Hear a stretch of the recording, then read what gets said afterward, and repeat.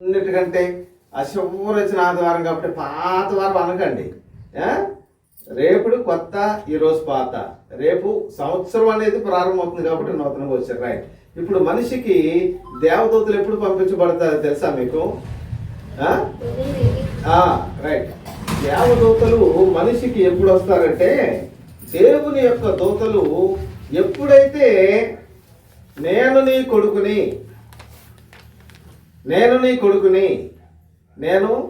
నీవు నాకు తండ్రివి, ఎప్పుడైతే మనము ఆ తండ్రికి పుడతామో అప్పుడు మనకి దూతలు వస్తారు. మీకు అర్థం కాదు. అర్థం ఎలాగో చెప్తా కరెక్ట్గా మీకు బాగా అర్థం ఎలాగో చెప్తాను. ఈ విషయం మనకు అర్థమైతే ఏంటంటే మన దేవదూతలు ఉన్నారన్న ధైర్యం వస్తుంది. ఇప్పుడు యవ్వనస్తులు కుమారుడు కుమార్తె పెళ్లి చేసుకుంటారు. పెళ్లి చేసుకున్న తర్వాత బిడ్డను కంటారండి. అవునా? పెళ్లి చేసిన తర్వాత బిడ్డను కంటారా? బిడ్డ పుట్టిన వెంటనే ఆ బిడ్డకి ఎంతమంది ఉంటారు అక్కడ కాపలా? ముఖ్యంగా ఎంతమంది ఉంటారు అక్కడ కాపలా? ఇద్దరు ఖచ్చితంగా ఉంటారు. అమ్మమ్మ ఉంటే ఉండొచ్చు, వెళ్ళిపోవచ్చు. నానమ్మ ఉంటే ఉండొచ్చు, వెళ్ళిపోవచ్చు. కానీ ఇద్దరు మాత్రం ఖచ్చితంగా అక్కడ బిడ్డకి కంటికి రెప్పలాగా కాసేటువంటి వాళ్ళు. ఎప్పటి వరకు కాస్తారు వాళ్ళు? ఆ బిడ్డ యొక్క అవసరత ఉన్నంత వరకు, కాస్తారు. ఆ బిడ్డ ఇంకా మా అవసరత లేదు అన్నప్పుడు వెళ్ళిపోతారు. అవునా కదా? తల్లిదండ్రులు ఈ బిడ్డ ఇక పెద్ద అయిన తర్వాత ఇక తల్లిదండ్రుల అవసరం నాకు లేదు. ఆది కాండంలోనే వ్రాయబడి ఉన్నది. ఏం వ్రాయబడి ఉన్నది? పురుషుడు తన తల్లిని తన తండ్రిని విడిచి తన భార్యను హత్తుకొనును. అంటే తల్లిదండ్రులు విడిచేటువంటి సమయం ఉంటుంది కదా. కాబట్టి బిడ్డగా పుట్టిన వెంటనే తల్లిదండ్రులు ఏ విధంగా అయితే ఉంటారో మనం కూడా క్రీస్తు ద్వారా మనము తండ్రిని ఎరిగినప్పుడు మనకు దూతలు అనుగ్రహించబడతారు. చూడండి 18వ అధ్యాయము ఆది మత్తయి సువార్త 18వ అధ్యాయము. మత్తయి సువార్త 18వ అధ్యాయము.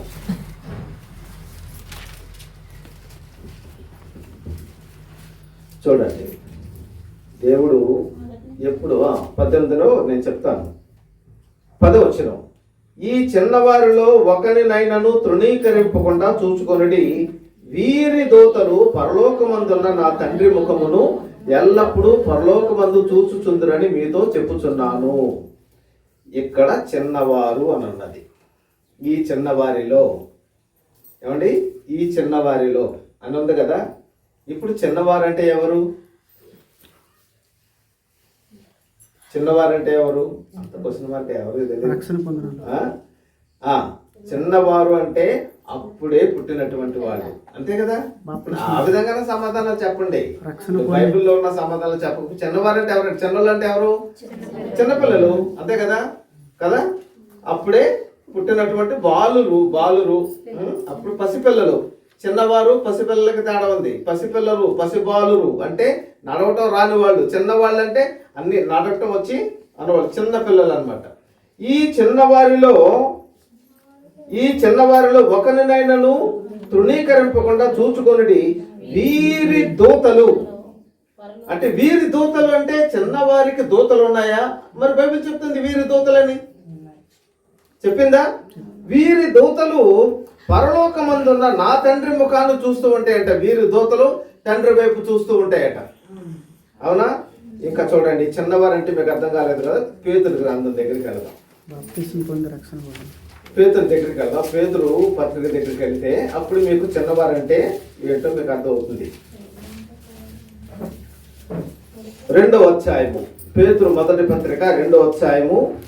ప్రభు దయాళుడని మీరు రుచి చూచి ఉన్న ఎడల సమస్తమైన దుష్టత్వమును, సమస్తమైన కపటమును, వేషధారణను, అసూయను, సమస్త దూషణ మాటలను మాని క్రొత్తగా జన్మించిన శిశువులను పోలిన వారై నిర్మలమైన వాక్యమును పాలవలన. ఇక్కడ కింద ఏముంది? ఆత్మ సంబంధమైన పాలు. బాప్తిసం తీసుకున్న తీసుకున్న వెంటనే వాళ్ళకి ఏం కావాలి? పాల లాంటి వాక్యము. అంటే పసిపిల్లలు. ఎవరు పసిపిల్లలు? బాప్తిసం తీసుకున్న వాళ్ళు పసిపిల్లలు.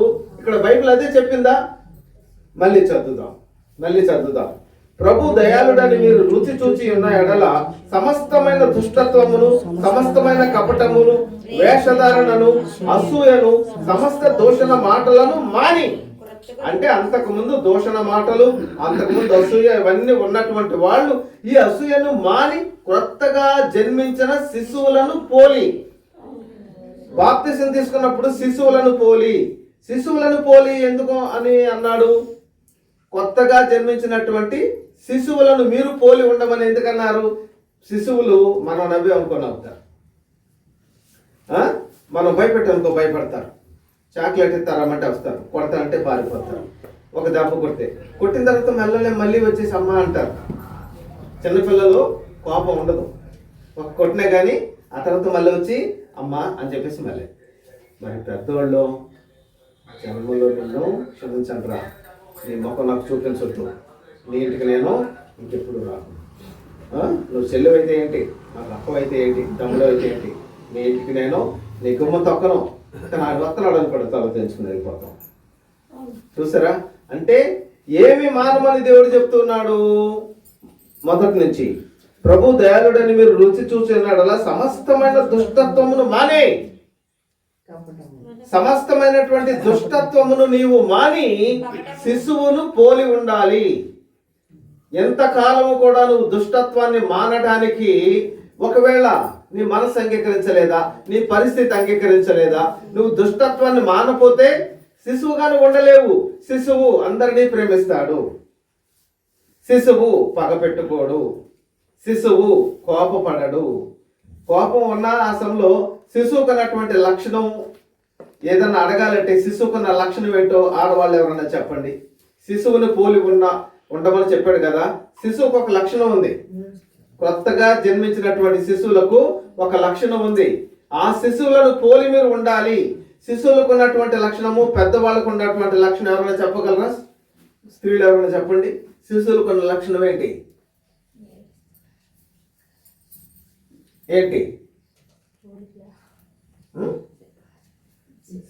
శిశువులకున్న లక్షణం ఏంటి? పెద్దవాళ్ళకున్న లక్షణం ఏంటి? అక్కడ ఎవరో వచ్చింది, చిన్న ఆన్సర్ నాకు వచ్చింది. అది చప్పలు కొట్టండి. దేవుని స్తోత్రం. హల్లెలూయా. శిశువుకి ఏదన్నా ఆకలేసింది అనుకో, ఏం చేస్తున్నా లోపల, నాకు ఆకలి అవుతుంది, తెలవట్లేదా నీకు, కర్ర తీసుకొచ్చిన్నాడు ఎర్రగొట్టేస్తా, నాకు అన్నం పెట్టకపోతే అందండి ఏడుస్తాడు. పెద్దోళ్ళు ఏమంటారు? ఒకరా నీకు కనపడతలేదా, నాకు ఆకలి అవుతుంది, ఇంకా నువ్వు వండలేదేంటి అని చెప్పేసి కేకలేస్తారు. పెద్దవాళ్ళ స్వభావాన్ని నువ్వు మానేయి. నేను పెద్దవాడిని. ఒకసారి బైబిల్ కాలేజీ మేము చదువుతూ ఉన్నప్పుడు సువార్త ప్రాంతాలకు, అనేక ప్రాంతాలకు వెళుతూ ఉన్నప్పుడు అనుభవం కలిగిన సేవకుడు వచ్చి ఒక్కొక్కరిని అడుగుతున్నాడు, నువ్వు పెద్దవాడువా చిన్నవాడువా అని అడుగుతూ ఉంటే అందరూ కూడా ఏమంటున్నారు? పెద్దవాడినండి, చిన్నపిల్లవాడిని కాదండి అంటున్నారు. ఎవడన్నా చిన్నపిల్లోడు అంటాడేమో అని చూస్తున్నాడంట ఆయన. ఎవరు కూడా నేను చిన్నపిల్లోడిని అని అంటలేదండి. నేను చిన్నపిల్లోడిని అనేటువంటి మనసునికి ఎప్పుడు వస్తుందో తెలుసా? నేను చిన్నపిల్ల మనసు కలిగిన వాడిని అనేటువంటి మనసు నీకు ఎప్పుడు వస్తుందంటే సమాధానం ఇక్కడే ఉంది ప్రియులారా. చూడండి, సమస్తమైనటువంటి దుష్టత్వమును నువ్వు మానినప్పుడు, సమస్తమైన కపటమును నువ్వు మానినప్పుడు, సమస్తమైన వేషధారణ నువ్వు మానినప్పుడు, సమస్తమైన అసూయను నువ్వు మానినప్పుడు, సమస్తమైన దూషణ మాటలను నువ్వు మానినప్పుడు, అప్పుడు నీవు క్రొత్త ఏడు మొదలు పెడతాము. ఇక పావు గంటలో పాటలన్నీ పాడుకుంటాము. మనసు మాత్రము మారదయ్యా, ఎన్ని సంవత్సరాలు వచ్చినా మా బతుకులు ఇంతేనయ్యా. కొత్త ఏళ్ళు వస్తాయి గాని మా మనసు మారదేమయ్యా. నువ్వు మార్చుకుంటే మారుతుంది. ఎలా మారుతుంది? సంవత్సరం రావటం అనేది ముఖ్యం కాదు. సంవత్సరం వస్తూ ఉంటే మనము మార్పు చెందాల. చూడండి, అప్పుడు శిశువుకు ఉన్నటువంటి లక్షణం ఏంటో తెలుసా? దీనంగా చక్కగా అడుగుతూ ఉంటాడు శిశువు. ఏదైనా వచ్చిందంటే ఏడుస్తాడు. ఏమండి, కాస్త చిన్న మాట్లాడగలిగినటువంటి వయసు వచ్చినటువంటి పిల్లలు అమ్మని అన్నం అడిగితే అమ్మ లేటుగా పెడతదేమో కానీ పసిపిల్లలు ఏడితే మాత్రం పరిగెత్తుకుని వచ్చేద్దండి. నిజమా కాదా? పసిపిల్లడు మాత్రం ఏడిస్తే ఎక్కడున్నా సరే, ఎంత పనైనా సరే మానొచ్చేది. ఇప్పుడు ఒక్క విషయాన్ని చెప్పి మనము ముందుకు వెళదాము. ప్రసంగి గ్రంథము 12వ అధ్యాయము. ప్రసంగి గ్రంథము 12వ అధ్యాయం. ప్రియులారా, ముందు నుంచి దుర్దినములు రాకముందే ఇప్పుడు వీటి యందు నాకు సంతోషము. వీటి యందు అంటే దుర్దినములు రాకముందే, ఇప్పుడు వీటి యందు నాకు సంతోషము లేదని నీవు చెప్పు సంవత్సరములు రాకముందే, తేజస్సునకు సూర్య చంద్ర నక్షత్రములకు చీకటి కమ్మక ముందే, వాన వెలిసిన తర్వాత మేఘములు మరలా రాకముందే, నీ బాల్య దినముల అంతే నీ సృష్టికర్తను స్మరణకు తెచ్చుకొనుము అన్నాడండి. దుర్దినములు రాకముందే, ఇప్పుడు వీటి యందు నాకు సంతోషము లేదు అనే చెప్పు సంవత్సరములు నీకు రాకముందే. మనిషి ఎంత సంతోషంగా ఉన్నా నాకు సంతోషం లేదు, ఎంత తిన్నా తృప్తి లేదు, ఎంత పడుకున్నా సుఖం లేదు అనేటువంటి కాలము నీకు రాకముందే, ఇప్పుడు వీటి యందు నాకు సంతోషం లేదు అనేటువంటి చెప్పే సంవత్సరం ఎప్పుడు వస్తుందో తెలుసా? నిద్ర సుఖమెరగదు, ఆకలి రుచెరగదు. ఆకలి కడుపుతో ఉన్నప్పుడు, మనము దగ్గరలో ఉన్నప్పుడు చిన్న చిన్న తుంగ కానీ చిన్న చిన్న మొవ్వు ఉంటుంది, చిన్న చిన్న మొక్కలు. ఆ మొక్కలు తినేస్తూ ఉంటాయి, మహా రుచిగా ఉంటుందండి. ఆ మొక్కలు అలా మెల్లిమెల్లిగా తింటా ఉంటే ఆ కొద్దిసేపు అయితే తింటే ఆమె తిరిపోదు. బతుకుంటే బలిశాఖ అని అంటారు కదా, బలిశాఖ తిన్నా కానీ ఆకలి తిరిపోదు. ఏమండి, నీకు ఆకలి వేసినప్పుడు చద్దన్న కూడా కమ్మగా ఉంటుంది. ఆకలి లేకుండా ఉన్నప్పుడు నీకు అమృతాన్ని తీసుకొచ్చి ఇచ్చినా కానీ కాళ్ళతో తన్నేస్తావు. కడుపు నిండినటువంటి వాడు ఆహారాన్ని కాళ్ళతో తంతాడు, ఆకలేసినటువంటి వాడు ఏదైనా సరే రుచిగా ఉంటుంది తినేస్తూ ఉంటాడు. కాబట్టి ఎప్పుడు కూడా ఆకలి మనకి వేసే విధంగా మన జీవితం ఉండాలి ప్రియులారా. అంటే 3 పూటలు తినేయకూడదు, ఆకలి అవ్వకుండా తిన్నావు అనుకో, అదే నీకు జబ్బు. బైబిల్ గ్రంథం కూడా చెప్తుంది. బైబిల్ గ్రంథం ఏం చెప్తుందో తెలుసా? ఎప్పుడు కూడా ఆకలి అనేటువంటిది నీకు తెలుస్తూ ఉండాలి. ఆకలి తెలిసిన తర్వాత మంచి ఆకలి అప్పుడు నువ్వు తిన్నావు అనుకో, నీకు గ్యాస్ కూడా ఉండదు, ఈ గ్యాస్ ప్రాబ్లం ఉండదు, ఏమీ ఉండదు. కాబట్టి బాగా ఆకలి వేసినప్పుడు తింటే మంచి బలం కూడా ఉంటుంది, మంచిదే. వీటి ఎందు నాకు సంతోషం లేదు, నిద్ర సంతోషం లేదు, ఈ జీవితంలో సుఖం లేదు, ఏది చేసినా నాకు ఏ సుఖం లేదు అనేటువంటి ఆ సందర్భం రాకముందే, ఆ సంవత్సరము రాకముందే, వీటి యందు సంతోషము లేదని నీవు చెప్పు సంవత్సరము, ఆ సంవత్సరం రాకముందే నువ్వు బాగుపడు, నువ్వు మేలుకో, బాల్య దినముల యందే నువ్వు ప్రభుని నమ్ముకో అనేటువంటి బైబిల్ మాట చెప్తుంది ప్రియులారా. దుర్దినములు రాకముందే వాటి యందు సంతోషం నాకు లేదని నువ్వు చెప్పు సంవత్సరములు అని అంటాడండి. అనేక సంవత్సరాలు వచ్చినాయి. ఇన్ని సంవత్సరాలు వచ్చినాయి. ఇప్పుడు బాప్తిసం తీసుకుని సుమారుగా 20 సంవత్సరాలు అయినటువంటి వాళ్ళు చేయొద్దండి. 40 ఉన్నాయా? పాతకున్న లేక చేయొద్దండి. ఈ పాతకున్నటువంటి వాళ్ళు అనేక మందికి నోరు మెప్పి అనేక మందికి సువార్త చెప్పగలిగి ఉండాలా. వాళ్ళు నడుస్తూ ఉంటేనే బైబిల్ పుస్తకం నడిచినట్టు ఉండాలా. వాళ్ళ మాటలు ఉప్పు వేసినట్టు ఉండాలా. వాళ్ళ జీవితం అనేటువంటిది ధనం మీద నాకు ఆశ లేదయ్యా, నా ప్రభువే నాకు సర్వస్వము, ఆయన ఇస్తే నేను తింటాను, ఆయన ఇవ్వకపోతే నేను తిన్నాను, మా ఆయన కొడితే నేను పడతాను, పిల్లలు ఏదన్నా అయినా సరే నేను ఓర్పుగా ఉంటాను, ఒకరు కుడి చెంప మీద కొడితే ఎడవ చెంప నేను చూపిస్తాను, నన్ను మరి ఎవరన్నా రోడ్డు మీద నన్ను సూటిపోటి మాటలు అన్నారనుకో, అమ్మ నిన్ను దీవించును గాక, ఎవరన్నా తిడుతున్నారనుకో, అయ్యా నిన్ను దేవుడు దీవించును గాక, ఆ విధంగా నేను వచ్చేసానండి అన్నటువంటి వాళ్ళు చూపించండి. దాన్ని గుణం మారాలంటే వాక్యం లోపలికి వెళ్ళాల. వాక్యం లోపలికి వెళ్ళి అది క్రియ. క్రియారూపకంగా అది బయటపడాలి. లేకపోతే మనిషి మారడు.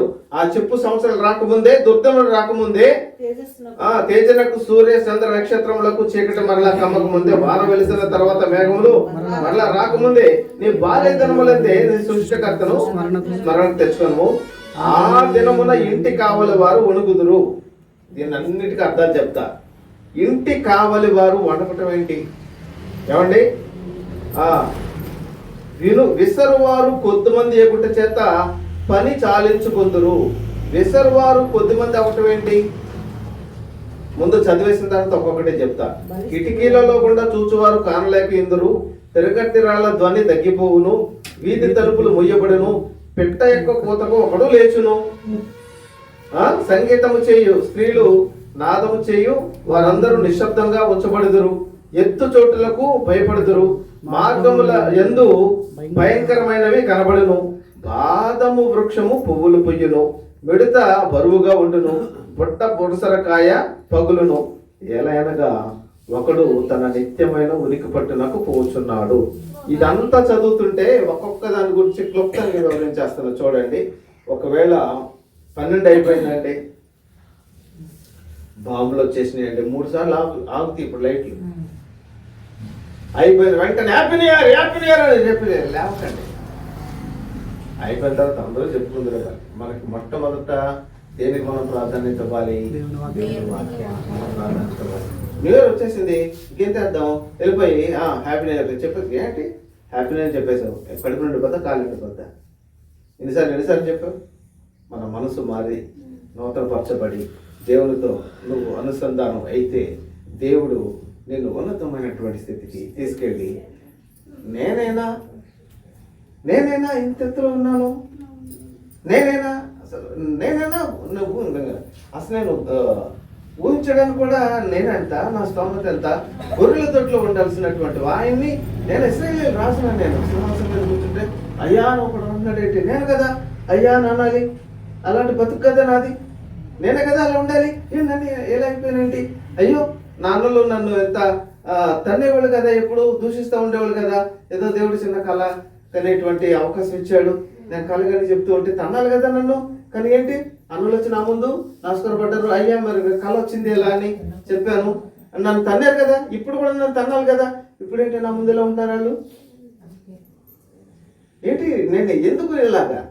ఆ లండలకిను యోసేపుకును తేడా చూస్తే, దావీదుకును మిగిలిన వాళ్ళు కూడా తేడా చూస్తే, దావీదు ఒకసారి సింహం వచ్చిందంట, ఒకసారి ఎలుగుబంటి వచ్చిందంట, వాటన్నిటిని కూడా తోడేలు వచ్చిందంట, వాటన్నిటిని గొర్రెలు కాపాడాడు, వాటన్నిటిని పారద్రోడి. అంటే గొర్రెలు ఎంత ప్రేమించాడో దేవుడు నన్ను అంత ప్రేమిస్తాడు. యెహోవా నా కాపరి, నాకు లేమి కలగదు అని పచ్చిక కలిగిన చోట్లకి తీసుకెళ్తాడు, శాంతికర జనములో నన్ను నడిపిస్తాడు. కాబట్టి దినములు జరుగుతుండగా ఆయన తన కార్యము చేసుకుంటూ వెళ్తాడు. కాబట్టి వీటన్నిటికీ క్లుప్తంగా నేను చెప్పేసిన తర్వాత మన ముందు ప్రభురాత్రి భోజనం ఉన్నది, పరిచర్య ఉన్నది. అన్ని సంఘాల వారు కూడా నూతన సంవత్సరం అనేది ఒక మంచి నిర్ణయంతో తీసుకోవాలి. అదిగో మనం ఇప్పటి వరకు ఈ సంవత్సరం ఉన్న పాపాలన్నీ కడగబడి ఇక ఈ సంవత్సరం అంతా నూతనంగా ఉండాలనేటువంటి సాదృశ్యంగా మొట్టమొదటి నెల ఈ రోజు తీసేసుకుంటారు అందరూ. అది ఆదివారం వచ్చినా ఏ రోజు వచ్చినప్పటికీ కూడా కొన్ని విషయాలు నేను చెప్పి మనము పరిసరాలకు వెళదాము. దేవుడు ప్రతి దినము మనకు వస్తున్నప్పుడు మంగళవారం హ్యాపీ డే అని ఎవరికి చెప్పట్లేదేంటి? జూన్ 1 వచ్చినప్పుడు హ్యాపీ జూన్ అని ఎందుకు చెప్పట్లేదు? సంవత్సరం పెద్దది కాబట్టి. ఏమండి, సంవత్సరం అంతా పెద్ద సంవత్సరం, పెద్ద సంఖ్య అనేది ఒక్కసారి మారుతుంది కాబట్టి మనందరం ఇక్కడికి వచ్చినాం. మరి నెలల కూర్చోవాలి ఏమండి, అంతే కదా. హ్యాపీ జనవరి వచ్చే మంచిది. మరి ఫిబ్రవరి సంగతి ఏంటి? మళ్ళా రాత్రిగా అలా ఫిబ్రవరి కూడా ఉండాలి కదా. సంవత్సరం ఒకటి వస్తుంది కాబట్టి అలా కూర్చున్నారు సంవత్సరం అంతా. ఎక్కడి నుంచి ఈ దినం యొక్క ప్రత్యేకత ఏంటో తెలుసా ఎవరికైనా? యేసుక్రీస్తు ఇది హ్యాపీ న్యూ ఇయర్ అని చెప్పేసి కొత్త సంవత్సరం వస్తుంది కాబట్టి పొంగిపోవడానికి ప్రతి దినము కొత్తది అయినప్పుడు సంవత్సరం కొత్తది ఏంటి? ఏమండి, ప్రతి దినము కొత్తదేగా మనకి, ప్రతి దినము కొత్తది. సంవత్సరాన్ని నూతన పరుచు వాక్యం అంటుంది. ఈ సంవత్సరాన్ని నాకు నూతన పరుచు అంటే నాలో నూతన మనస్సు, నూతన మరి మార్పు అనేది నాకు ఇవ్వు నాయన. నువ్వు అది ఇచ్చినప్పుడు దేవుడు కూడా అవకాశాలు కల్పిస్తాడు దానికి. ఎదుగో నీకు అవకాశాలు కల్పిస్తున్నాను, నువ్వు మార్పు చెందావనుకో, నెమ్మది సంతోషం అనేది నీకుంటే ఎన్ని సంవత్సరాలు అలా వెళ్ళిపోయినా నీకు ఇబ్బంది ఉండదు, బాధ ఉండదు, కష్టం ఉండదు. ఒక్కొక్కటి చిన్నగా వివరించి మనం వెళ్ళిపోదాం. 12 దగ్గరికి వెళ్ళిపోయింది. చూడండి, బాల్య దినములు అయితే సృష్టికర్తను జ్ఞాపకం తెచ్చుకోవాలంటూ ఆ దినమున ఇంటి కావలి వారు వణుకుదురు. ఇంటి కావలి వారు అంటే ఎవరు అంటే, ఇంటి కావలి వారు అంటే సెక్యూరిటీ అని కదా, ఇంటికి కాపలా ఉండేటువంటి సెక్యూరిటీ. వణుకుతారు అంటే మనిషి వృద్ధాప్యం వచ్చేసరికి మనిషి ఏమవుతుంది, మాట వణుకుతుంది, చెయ్యి వణుకుతుంది, టోటల్ గా శరీరం అనేది వణుకుతుంది. ఇంటి కావలి వారు అంటే శరీరము వణుకుతుంది. కిందకి వెళదాం. బలిష్ఠులు వంగుదురు అంటే ముసలి వృద్ధాప్యం వచ్చిన తర్వాత మనిషి ఏమవుతాడు, వంగుతారు. బలిష్టమైనటువంటి యవ్వనంలో బలిష్ఠులు, మరి వృద్ధాప్యం వచ్చిన తర్వాత వంగుదురు. విసరువారు కొద్ది మంది అవుతారట. విసరటం అంటే ఏంటి, తిరగలి. అవునా, తిరగలి విసురుతుంది. ఆ తిరగలి కక్కు పోయింది అనుకోండి, తిరగలి కక్కు లేకుండా 2 సమానంగా ఉన్నాయి అనుకోండి, అవన్నీ బయటకు వచ్చేస్తాయి గింజలాగానే. ఇప్పుడు మనకు ఒక తిరగలు ఉంది. ఎక్కడుంది తిరగలు మనకి? అమ్మ కరెక్ట్గా చెప్పావు. మనకి తిరగలు ఎక్కడ ఉంది? విసరవారు కొద్దిగా మంది అవటం అంటే ఏంటో తెలుసా? కొట్టానంటే 32 పళ్ళు ఊడిపోతాయి అంటే, ఎవడు కొట్టినా 32 ఓడవాలి. కానీ వీడు మాత్రం వీడు కొట్టి 32 ఊడిపోతాయి అంటారు. ఈ 32 వాళ్ళల్లో తిరగలి విసురువారు కొద్ది మంది అయిపోతారంటే, ఇప్పుడు మన తాత మనకు మాట్లాడుతుంటే ఇక్కడ పొన్ను ఉండదు, లోపల పొళ్ళు ఉండవు, ఊడిపోతాయి. పొళ్ళు ఊడిపోతే తినగలడా? అది వృద్ధాప్యం వస్తుంది, వయసు పైపడుతుంది అని దాని అర్థం. విసరువారు కొద్దిమంది అవటం చేత పని చాలించేస్తారు. అంటే ఏ పని? తినేటువంటి పని చాలించేస్తారు. చూడండి, కిటికీలలో గుండా చూచువారు కానలేక ఎందురు. యవ్వనంలో ఉన్నటువంటి వాళ్ళు, వయసులో ఉన్నటువంటి వాళ్ళు మామూలుగా చూస్తే అర్థమవుతుంది. మరి పెద్దవాళ్ళు అప్పుడప్పుడు ఇలా చెయ్యి ఎందుకు పెడతారండి? ఇలాగా చెయ్యి ఎలా ఎందుకు పెడతారు? అది అంటే కానలేక ఎందురు అంటే వృద్ధాప్యపు ఛాయల గురించి. ఆ సంవత్సరం అలాంటి కాలం రాకముందే నువ్వు నీ సృష్టికర్తను స్మరణ చేసుకో. కొంతమంది ఏమంటారో తెలుసా? ఇప్పుడు ఎందుకయ్యా నాకు దేవుడు, అయినాక పని పాట ఏమి లేనప్పుడు నన్ను ఎవడో పనికి పిలవడు కదా, అప్పుడు రోజు నేను చచ్చిపోతాను. మొదలుడైనాక ఏమంటాడు తెలుసా? నాడలేకపోతాను, ఇంకేమంటాను అంటాం. అది కిందకి వెళ్తాం. తిరగట రాళ్ళతో అని తగ్గిపోను. తిరగట రాళ్ళ పని ఎంత అక్కడే తిరగటి వెదసటి వాళ్ళు, విసిరేవాళ్ళు లేక విసిరేవాళ్ళు లేక పని చాలించుకోద్దరన్నారా? తిరగట రాళ్ళ ధ్వని తగ్గిపోయిందంటే ఇప్పుడు చూడండి ఒకసారి, సౌండ్ వచ్చిందా? ముసలో నన్నమానంటే పళ్ళు ఉండవు. ఆ సౌండ్ ఎవరికి రాదు? పళ్ళు లేని వాళ్ళకి రావు. పళ్ళు లేని వాళ్ళకి అక్కడికి పని ఉందనుకోండి. కొంతమంది కోపం వస్తారంట, పళ్ళెలో నూరుతారంట. మరి వాళ్ళు ఎందుకు నూరుతారో నాకు తెలియదు.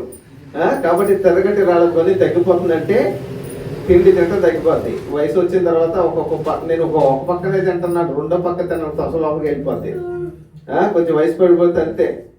రైట్, కిందకి వెళదాం. వీధి తలుపులు ముయ్యబడును. వీధి తలుపులు ముయ్యబడును అంటే ఏంటి? వీధి తలుపులు, వీధి తలుపు అంటే ఏది? ఇంటిలో వీధి తలుపు తీయగానే మనకేంటి చూస్తాం కదా, కళ్ళు మూతలు పడిపోతూ ఉంటాయి. వీధి తలుపులు అంటే ఏంటి? మన కళ్ళు మూతలు పడిపోతాయి. పిట్ట కోతకు ఒకటి లేస్తాడంట. పిట్ట కోత అంటే ఏంటి?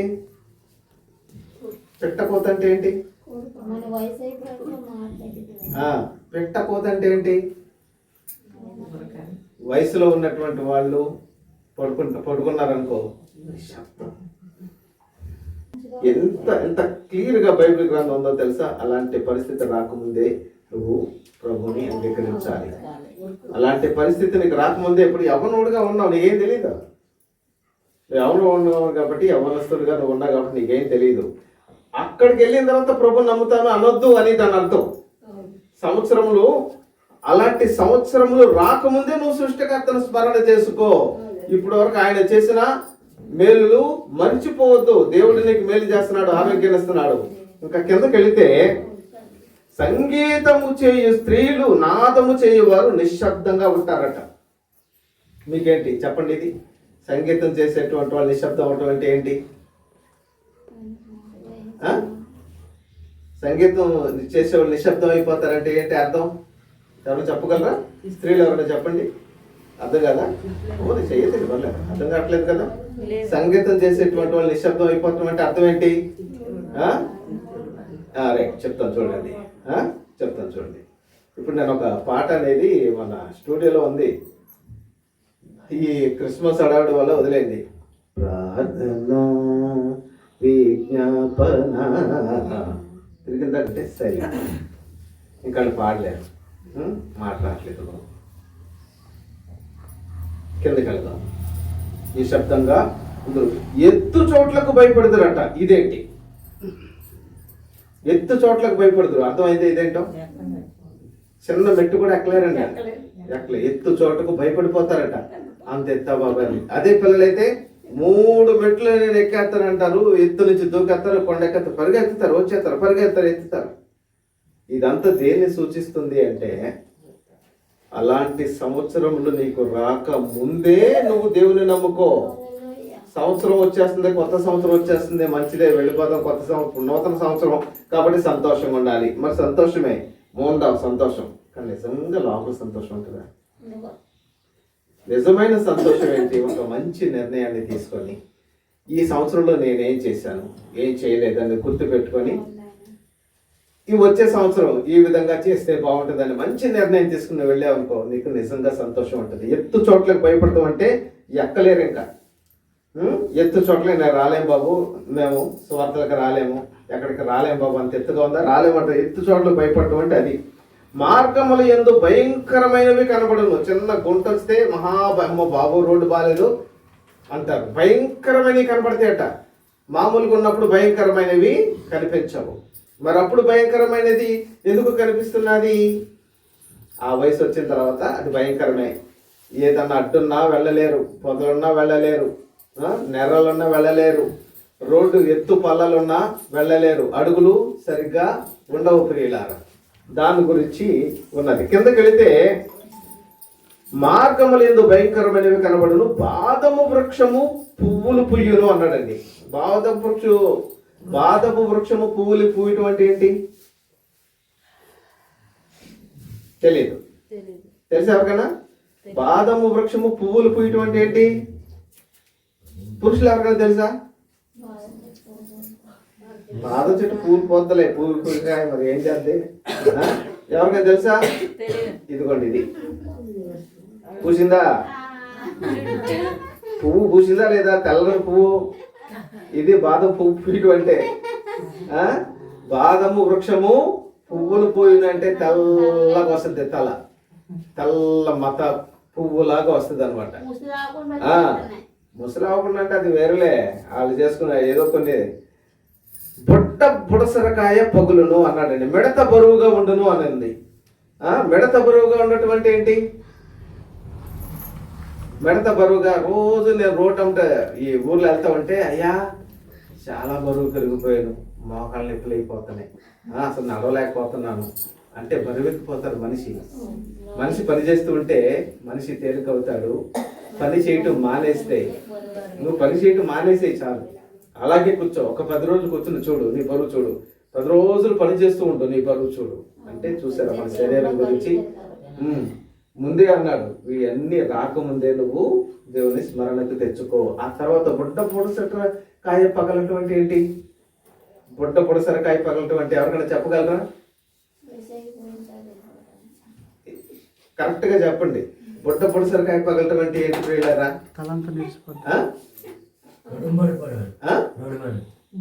నడుము మల్లేసు చెప్పండి, పర్లేదు, కంగారు. బుడ్డ పొడసరకాయ పగలటం అంటే ఒకసారి గుప్పుడు ఇలా పట్టుకోండి.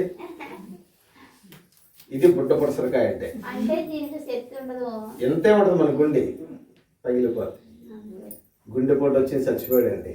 గుండె పగిలిపోద్ది. కొట్టిన గుండె కుట్టే గుండె ఏమవుతుంటే ఒక్కసారి పగిలిపోద్ది. కొట్టదే. అది బుడ్డ పొడసరకాయ పగలటం అంటే. ఇంకా కిందకి ఒక్క మాట ఉంది, చదివేసి మనం ముగించేద్దాం. ఏలయనగా ఒకడు తన నిత్యమైన ఉనికి పట్టుకు పోవచ్చున్నాడు. మనిషి నిత్యమైన ఉనికి పట్టుకు పోవడానికి దేవుడు పసితనాన్ని ఇస్తూ ఉన్నాడు, బాల్యాన్ని ఇస్తూ ఉన్నాడు, యవ్వనాన్ని ఇస్తూ ఉన్నాడు, నడివయసు ఇస్తూ ఉన్నాడు, వృద్ధాప్యం ఇస్తూ ఉన్నాడు.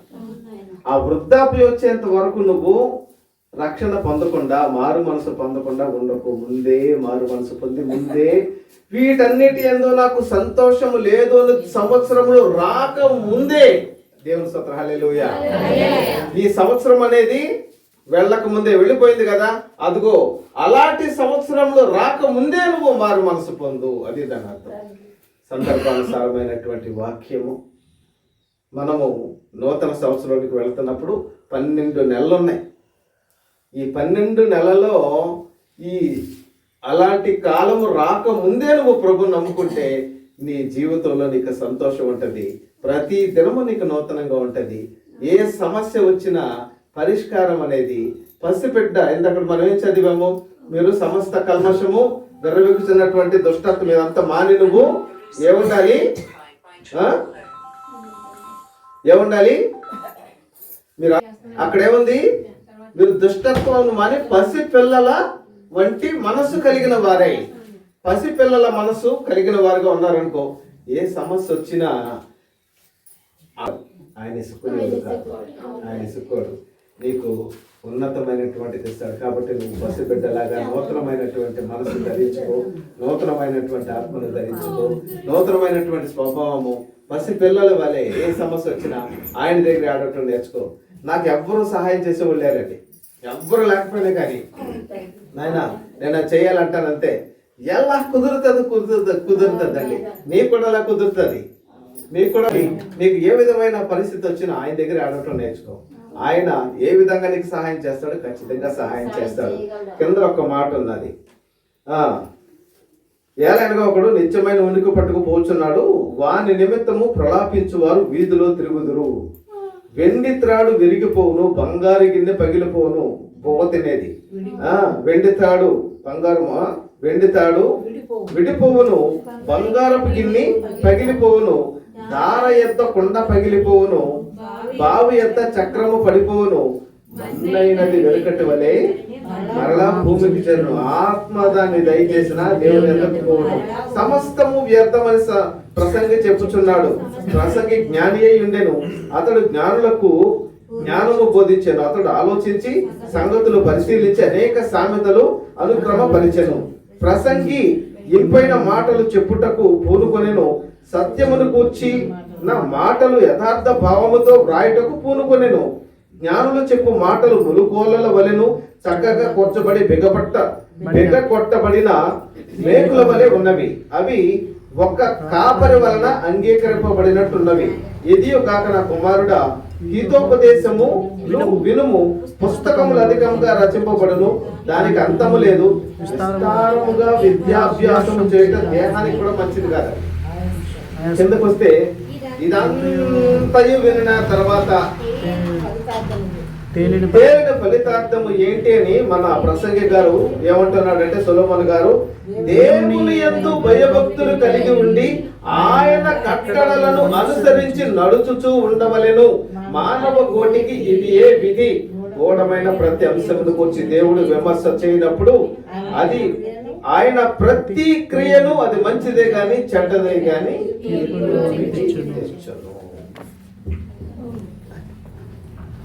దేనైనా సరే దేవుడు ప్రతిదాన్ని కూడా తీర్పులోకి తీసుకొస్తాడు. ఆ తీర్పులోకి నువ్వు చేసిన ప్రతిదీ వస్తుంది. కాబట్టి ముందుగానే నువ్వు మార్పు చెందు, ముందుగానే నీ మనసును మార్చుకో. అప్పుడు నీకు సంతోషం అనేది, నీకు నెమ్మది అనేది నీ యొక్క జీవితంలో ఉంటుంది. ఎలాంటి పరిస్థితుల్లో నీవైనా ఆ నెమ్మది, ఆ సంతోషము, ఆ శాంతి అనేది నీకు ఉందనుకో, ఇప్పుడు నాకేం తక్కువైందని, నేను ఎలా ఉన్నాను అనుకున్నావా? ఎంతో సంతోషం ఉన్నా. కొంతమందికి ఎన్నో ఉన్నా కానీ సంతోషం ఉండదు, ఎన్నో ఉన్నా నెమ్మది ఉండదు, ఎన్నో ఉన్న శాంతి ఉండదు. ఆ శాంతి ఈ సంవత్సరం అంతా దేవుడు మీకు అనుగ్రహించిన గాక. నెమ్మది దేవుడు మనందరికీ అనుగ్రహించిన గాక. అద్భుతమైనటువంటి సంతోషం దేవుడు మనకు అనుగ్రహించిన గాక. కాబట్టి ఆయన ఎడల మానవ కోటికి విధేంటి, ఆయన యందు భయభక్తులు కలిగి ఆయన కట్టడలను అనుసరించి నడవవలెను.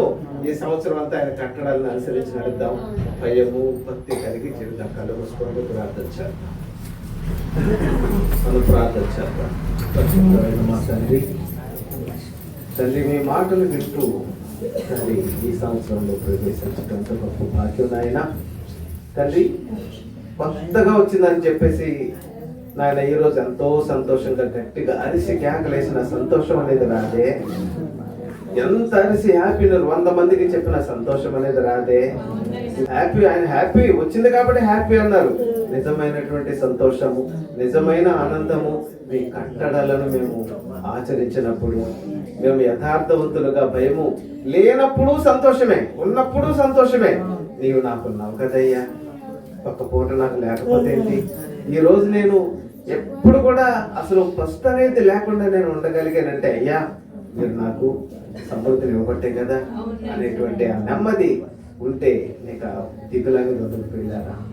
నీవు దిగులు అనేది కానీ సంతోషము ఎప్పుడు కూడా నీ సొంతం అవుతుంది. నెమ్మది అనేది నీ సొంతం అవుతుంది. 100 మంది నీ కుడి చేతి వైపున 10,000 మంది పడిపోయినా ఏ అపాయం నీకు రాదు. నిరీక్షణమయ గారిని కాపాడిన దేవుడు, నన్ను కుమారుడు యోగుని కాపాడిన దేవుడు మిమ్మల్ని కూడా ఎన్నో సార్లు కాపాడాడు. ఆయన తోటలిచ్చి కారణం ఆయన శాంతిని, ఆయన సంతోషాన్ని, ఆయన నెమ్మదిని మనందరికి ఇవ్వాలని. ఇంకా మరికొంత కాలము దేవుడు నూతన సంవత్సరము దయా కిరీటంగా మనకి ఇస్తూ ఉన్నాడు. ఆ నూతన సంవత్సరాన్ని దేవుడు మనకి ఇచ్చాడు.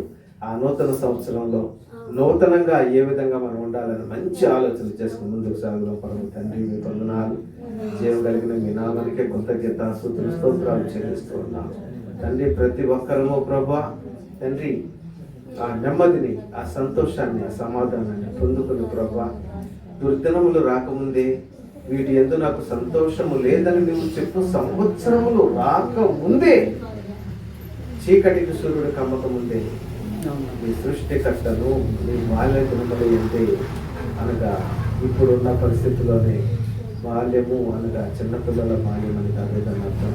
పసిబిడ్డలుగా మనం పుట్టామా, ఆ బాల్య దినములు అంటే ఎదుగుతున్నటువంటి దినాలు.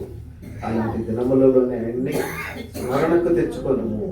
ఆయనను ఎప్పుడు కూడా స్మరణకు తెచ్చుకో. ఎప్పుడు నీ హృదయంలో ఆయన మాటలు ఉండాలి, ఆయన స్మరణ ఉండాలి. అప్పుడు నువ్వు సంతోషంగా ఉంటావు. పరమ తండ్రి అంటే సంతోషం మాకు దయచేయండి, వేలు మాకు దయచేయండి, నిజమైన నెమ్మది మాకు దయచేయండి. వాస్తవమైనటువంటి కళ్ళతో ప్రపంచాన్ని చూడటానికి సహాయం చేయండి ప్రభా. అప్పుడప్పుడు ఉన్నటువంటి ఆర్భాటంలో సంతోషం లేదు, అప్పుడప్పుడు ఉన్నటువంటి ఆర్భాటంలో ఆనందం ఉండదు అండి. అన్నీ నాకు అధికమని కొట్టది, ఏమి లేని ఎగిరెగిరి పడుతుంది అని సామెత నిజమే కదా ప్రభా. అన్నీ ఉన్నది ఎగరటానికి, దానికి అన్నీ ఉంది కదా, ఎందుకు ఎగురుతుంది అది? రెపరెపలాడి ఎందుకు ఆడుతుంది? రెపరెపలాడుతుందంటే ఏమి లేవు, నాకు ఎక్కడో ఏదో లేదు. మేము ఎప్పుడు నిండు కుండలాగా ఉండాలి ప్రభా. వాక్యాన్ని ఎప్పుడు నేను హృదయంలో ముద్రించుకుని ముందుకు సారి దయచేయండి. యేసు నామములో అడుగుచున్నాం తండ్రి.